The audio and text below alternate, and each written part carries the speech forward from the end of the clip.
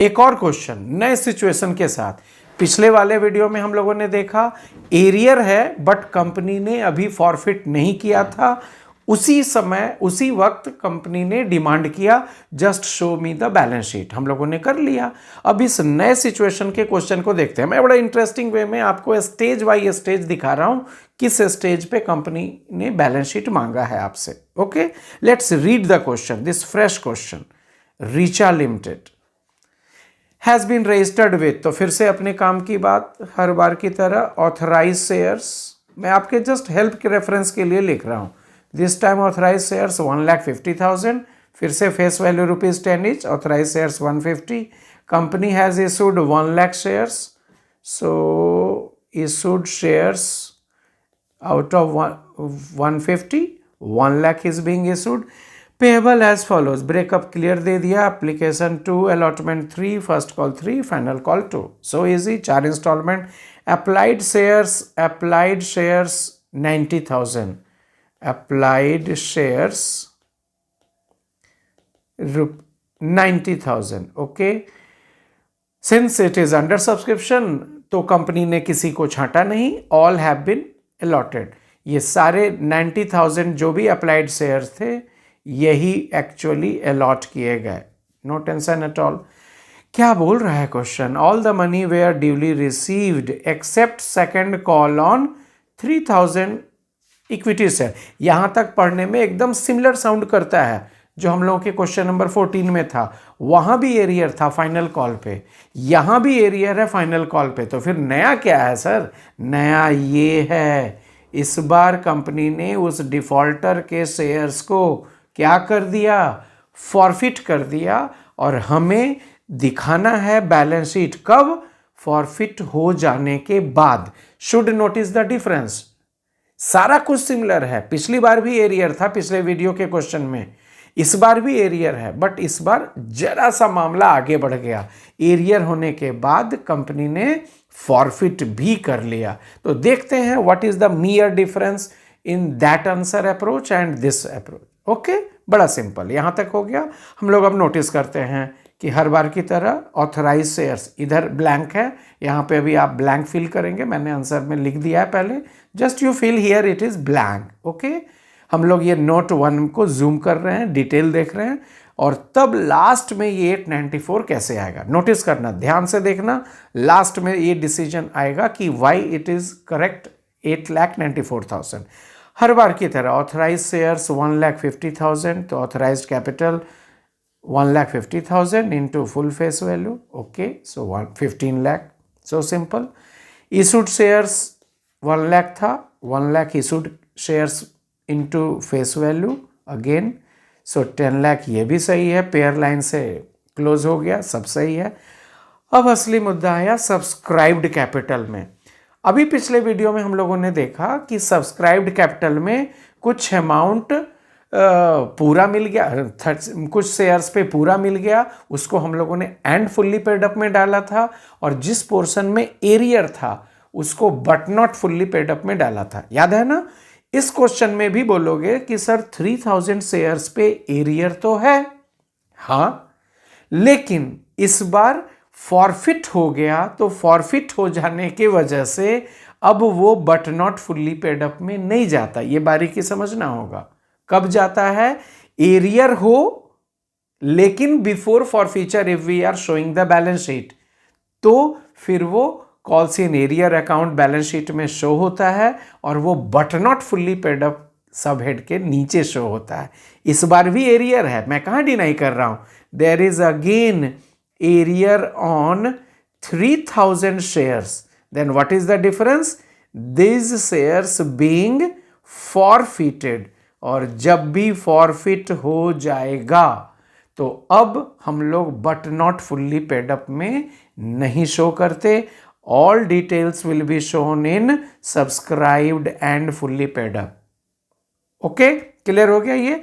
तो अब आ जाते हैं इस वाइटल डिजिट पे कि सर ये कहां से आया, कैसे number of subscribed shares decide करते हैं। तो उसके लिए मैं आपको एक फॉर्मूला दे रहा हूं, नंबर ऑफ सब्सक्राइब्ड शेयर्स कैसे फाइंड आउट होगा। Simple, number of allotted shares, number of allotted shares minus number of forfeited shares. Just you do this difference. हो जाएगा. कितने शेयर्स अलॉट हुए थे? तो कंप्लीट 90,000. उसमें से कितने शेयर्स फॉरफिट हम लोगों ने कर दिए? 3,000. So it gives us the clue what is the total number of subscribed shares that will be shown here. ये ऐसे, अच्छा ये शो करने की ज़रूरत नहीं है, ये जस्ट आपके रेफरेंस के लिए. नो नीड टू शो कि टीचर आपसे डिमांड करेंगे कि सर 87,000 आप कहाँ से लाए, you have to show the detail. No, show कर दिया आपने, far better, but there isn't any need. उन्हें पता है आप कहाँ से लाए. Total allotted shares minus number of forfeited shares 87,000. Obviously सारे इंस्टॉलमेंट्स कॉल्ड अप थे, सो ऑफ ₹10 ईच. 87,000 इंटू 10, 8,70,000. क्या क्या चेंज आ गया? कॉल्स इन एरियर इस बार नहीं होगा. क्वेश्चन उठना चाहिए, क्यों नहीं होगा सर? एरियर तो है. इसलिए नहीं होगा, जब भी एरियर होने के बाद फॉरफिट हो जाता है तब कॉल्स इन एरियर का रोल खत्म. अब वो स्टेज पे नहीं आता, उसका रोल वहीं तक था. कब तक? जब तक एरियर हो और फॉरफिट ना हुआ हो. एरियर के बाद फॉरफिट जैसे ही होगा, कॉल्स इन एरियर का रोल खत्म और एक नई बात आ जाएगी. क्या?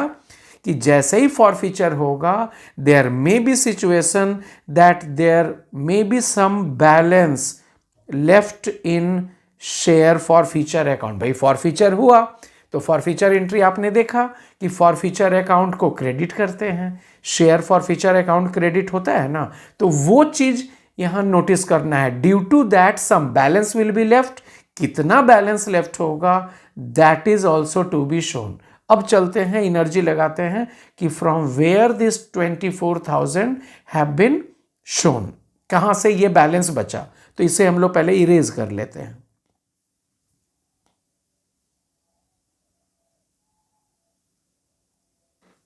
इसकी जरूरत अब नहीं है, ये तो क्लियर हो गया यहां तक हम लोगों का. Now let's see from where we will get the balance of securities premium. ये शेयर फॉरफिचर अकाउंट, देखो इसके लिए कैसे करेंगे हम लोग. Balance in share forfeiture account कैसे कैलकुलेट करेंगे? बड़ा सिंपल तरीका है. जैसे सिक्योरिटीज प्रीमियम का आपने कलेक्ट किया था, credit in share forfeiture account minus debit in share forfeiture account. Simple. अभी इस कॉन्टेक्स्ट में हम लोग देखते हैं अपने इस क्वेश्चन में बिना एंट्री लिखे हुए हम लोग ये पता कर लेंगे कि कितने शेयर्स, कितना अमाउंट शेयर फॉरफिचर में क्रेडिट हुआ था. फॉरफिचर एंट्री में क्रेडिट होता है ना, तो what is the theme behind that? बिना एंट्री लिखे कैसे लिख पाएंगे? बड़ा सिंपल है. कंपनी को जितने अमाउंट मिल गए थे, जितने अमाउंट मिल गए थे उतने ही अमाउंट ना फॉरफिट कंपनी ने किया होगा. कंपनी ने कितना फॉरफिट किया होगा? What is the gain to the company?